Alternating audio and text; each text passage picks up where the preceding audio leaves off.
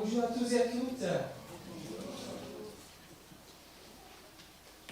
Je ne sais pas vous, mais aujourd'hui je suis particulièrement dans la joie d'être là dans le Seigneur, d'aimer son nom, de pouvoir être béni, encouragé, d'entendre ce témoignage que nous venons d'entendre.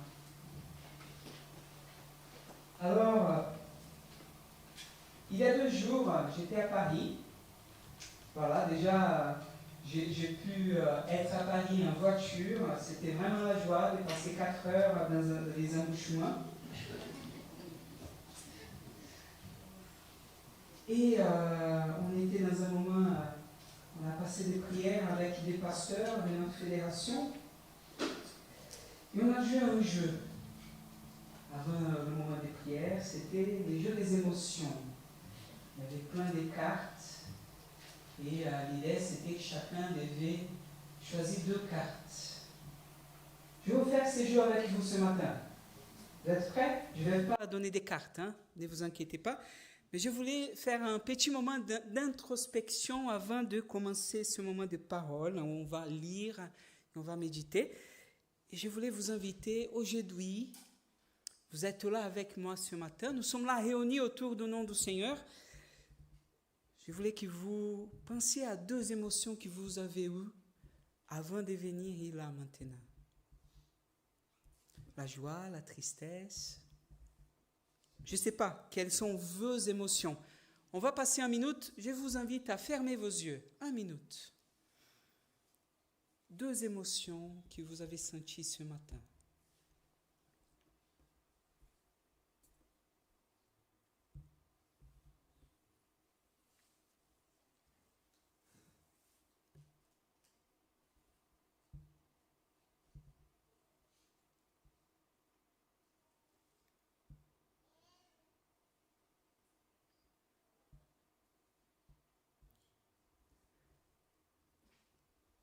Voilà, vous pouvez venir doucement.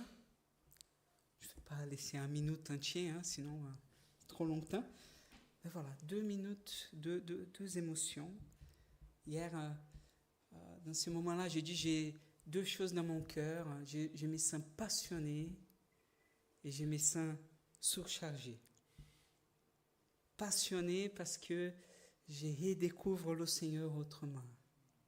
Dans cette phase de vie, on découvre le Dieu et on découvre à chaque fois que l'Évangile nous touche de façon plus profonde.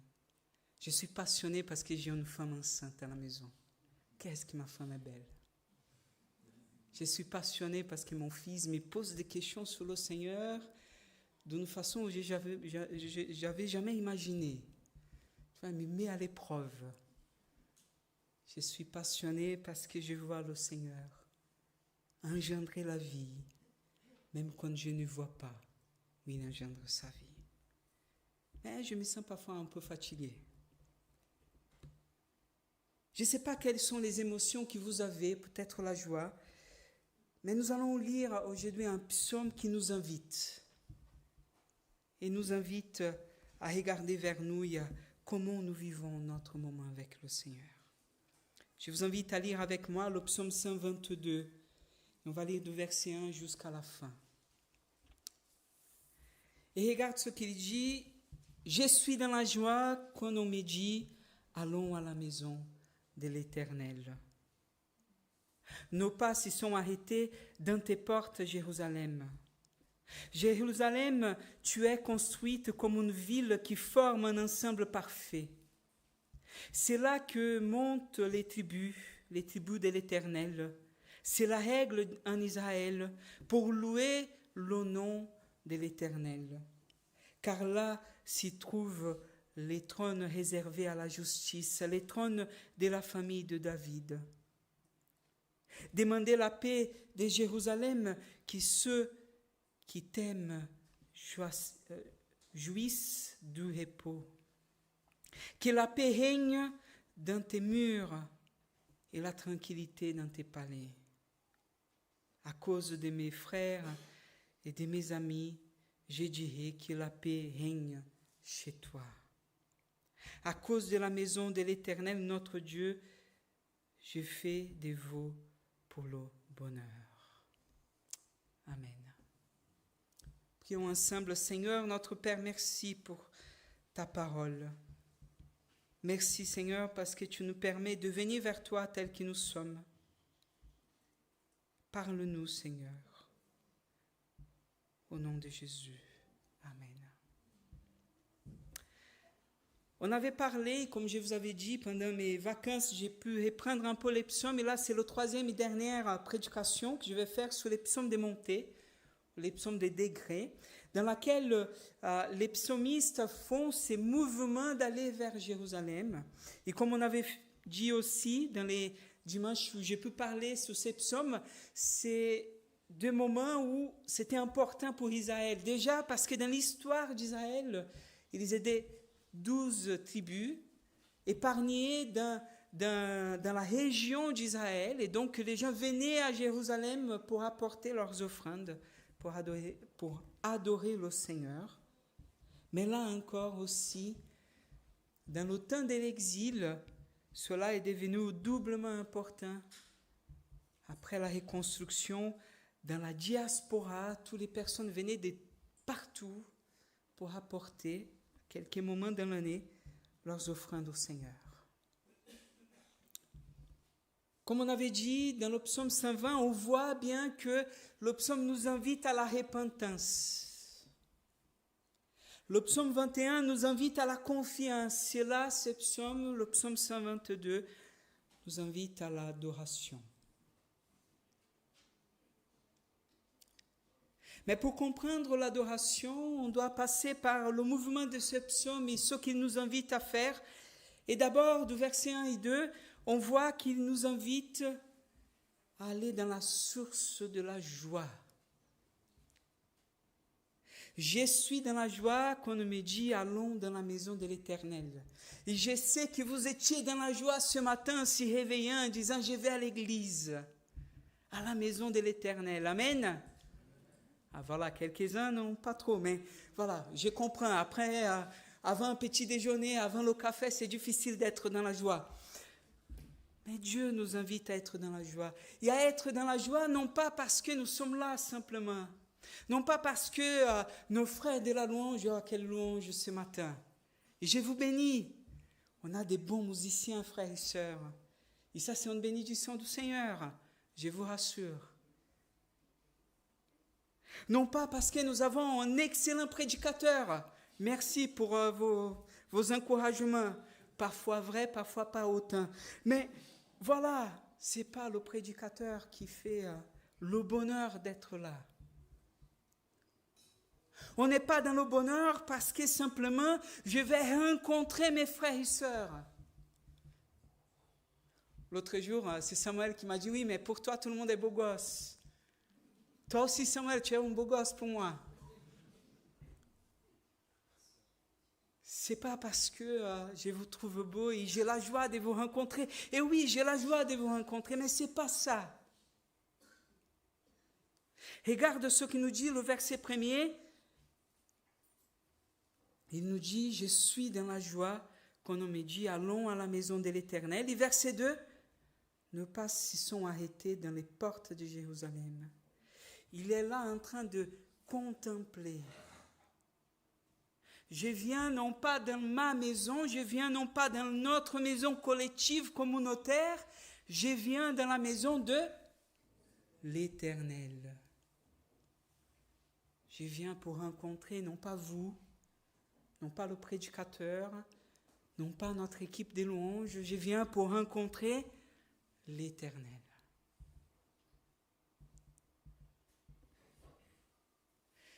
Ce psaume nous invite alors à avoir cette conscience profonde chez nous que notre but premier en étant ici, ce n'est pas d'écouter ce que l'un et l'autre va dire, mais de venir rencontrer le Seigneur, de venir apporter quelque chose à ce Seigneur que je vais être en relation ce matin, de venir recevoir quelque chose de ce Seigneur qui est là ce matin. Et parfois, nous pouvons être découragés. Parfois, on vient et en venant, on se dispute avec notre femme ou notre époux. parce que, voilà, elle a trop attendu, ou lui trop attendu, parce que les enfants ont fait la gaule le matin. C'est ça, on dit ça? La tête, voilà. J'essaie d'être branché pour les jeunes, mais j'arrive pas toujours.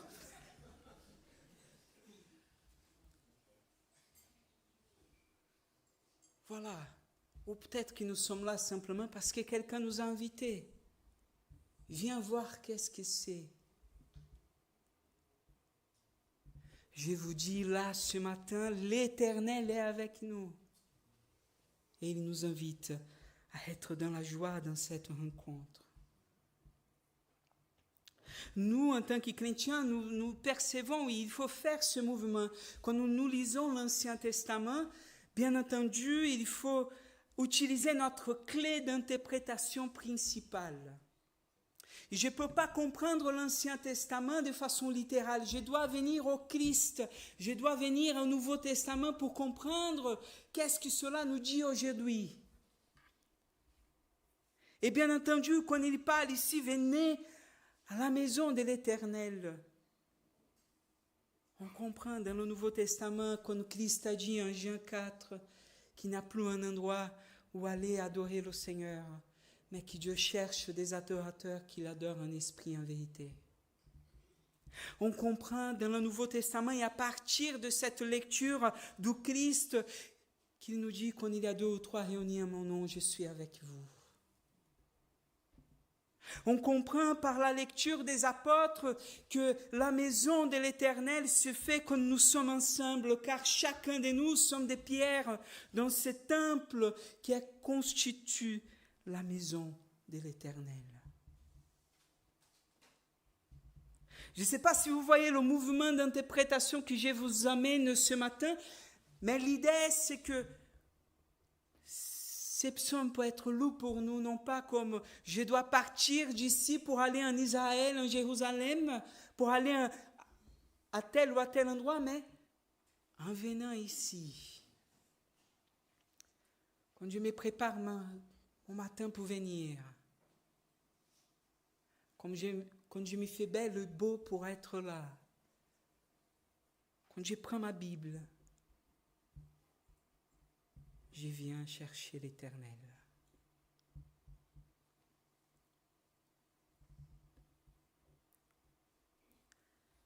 Donc ici, quand il nous parle, quand il nous invite à nous regarder là ce matin, tel que nous sommes où nous sommes.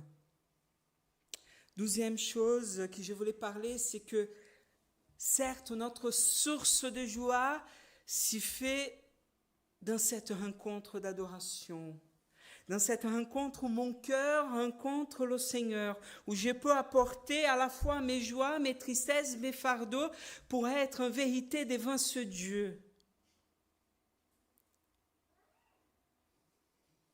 Mais de versets 3 à 5, il nous invite à nous regarder en tant que communauté, dans l'unité fraternelle. Le lien de unité dans la parole, elle n'est pas d'abord l'unité pour après adorer. Mais c'est l'inverse. Ce qui nous unit, ce n'est pas le fait qu'on veut être ensemble. Ce qui nous unit, c'est le Dieu que nous servons. L'unité de l'esprit, c'est l'unité qui cherche un Dieu, et en cherchant un Dieu, notre Père, nous rencontrons finalement des frères et sœurs. Parce que la parole de Dieu, les Écritures, nous invitent à nous regarder comme ceux et celles qui prient le Notre Père. Comme celles et ceux qui ne sont pas seuls dans ce salut, qui n'est pas dans une relation avec Dieu simplement en fermant notre chambre, même s'il nous invite à fermer notre porte et à tout seul être devant ce Dieu. L'Écriture exhaustivement nous encourage dans cette construction mutuelle. Parce qu'en étant devant ces dieux, je suis aussi devant vous.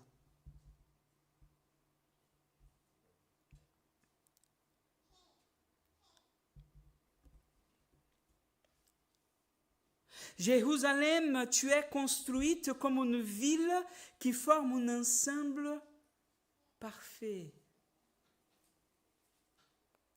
Et oui, chacun de nous sommes différents, chacun de nous avons des pensées différentes. Les uns sont de droite, les autres de gauche, d'autres des centres. Les uns pensent d'une façon, les autres d'autres. Et le mouvement le plus simple et le mouvement qui le monde le fait, c'est le mouvement de on se ferme dans notre boule et celui qui pense différent ou différemment de moi, c'est l'adversaire. Mais là, nous qui sommes devant l'Éternel, il nous invite alors à former ensemble, moi avec vous, qui pensons différents, qui sommes des nationalités différentes, qui avons des cultures complètement différentes, finalement à être un ensemble parfait.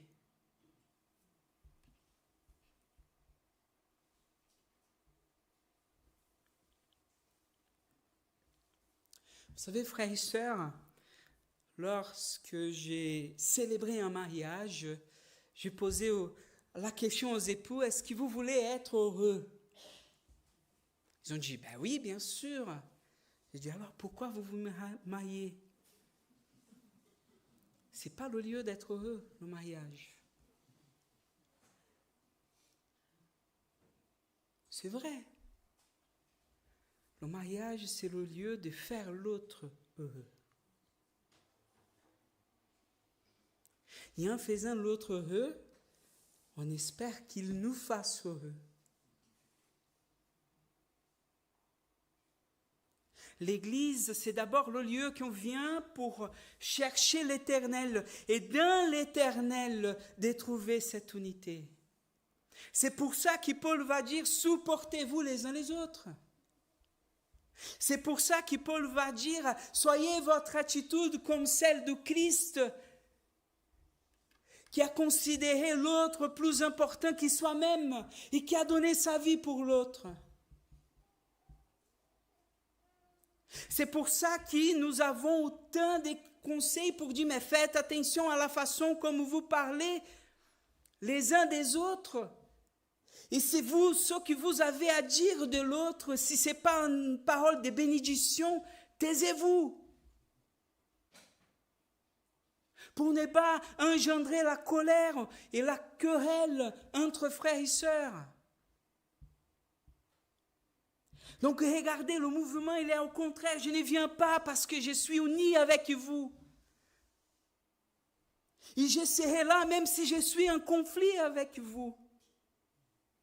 Parce que ce qui me fait être là, c'est d'abord et avant tout le Christ. Et c'est dans cette unité que je cherche à changer non pas vous, mais moi.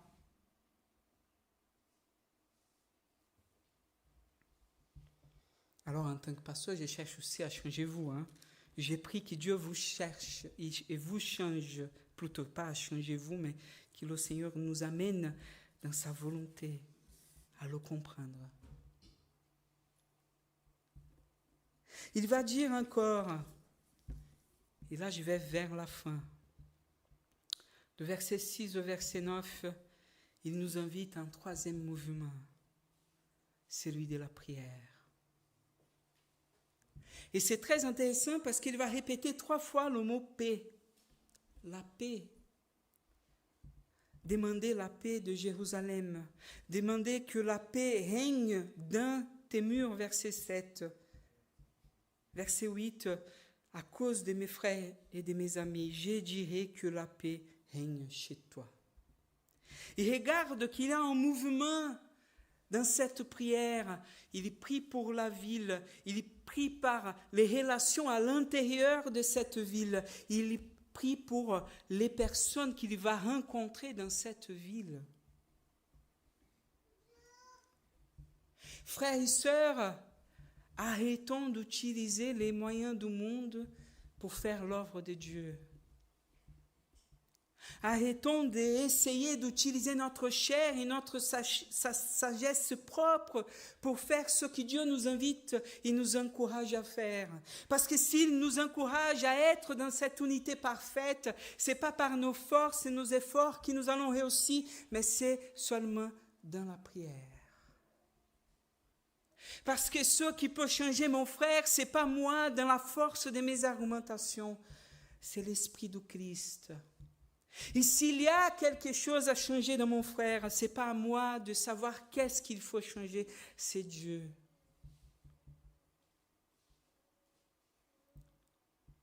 La prière demande la paix dans la ville, la paix pour les habitants, la paix pour mon prochain. Et la paix, le shalom, il est beaucoup plus que simplement rester tranquille dans la plage en train de profiter de l'eau de coco. C'est pas ça. La paix ici, c'est pas seulement la paix d'esprit que je peux trouver. La paix ici, c'est la notion aussi de prospérité, d'avoir la complétude de ce que j'ai besoin dans ma vie. La paix ici signifie aussi le bonheur et la grâce de Dieu. La paix, c'est être rempli, être tout en tous. Alors, Dieu nous invite à être, moi et toi, des personnes en marche, qui ont conscience qu'en venant ici, je ne viens pas pour regarder ce qui va se passer, mais je viens pour rencontrer le Christ. Et là, ce matin, Christ veut te rencontrer. Et là, ce matin, Christ veut te parler. Et là, ce matin, Christ veut guérir tes blessures. Et là, ce matin, Christ veut transformer ce qui ne va pas dans ta vie. Et là, ce matin, il veut faire de toi une nouvelle créature. Il suffit simplement d'ouvrir ton cœur devant le Dieu qui est là. Parce que Christ est vivant. Il est là avec nous ce matin. Christ nous invite à être pleinement en conscience de pourquoi nous sommes là, de pourquoi nous sommes Église, de pourquoi nous devons rester communauté de Christ. Nous sommes là pour ensemble manifester Christ les uns avec les autres. Qu'il puisse me parler, qu'il puisse vous parler. Et la seule chose qu'il nous demande, dans le silence de ton cœur, c'est de lui dire, Seigneur, j'ai besoin de toi. Mais voici. Seigneur, tu vois cette personne, je ne peux plus, Père. C'est mon frère, je l'aime, mais je ne peux plus. Je veux vous inviter, Seigneur, donne paix dans le cœur de ce frère. Bénis-le. Bénis-le. Et même si dans mon cœur, je veux le tuer, que tu lui donnes la vie. Faisons le mouvement à l'inverse de ce que notre chair souhaite. Parce que notre chair veut passer de la fraternité au fratricide. Faisons le contraire. S'aimons l'amour et la paix du Seigneur là où nous sommes. Parce que c'est à ça que Christ vous a appelé.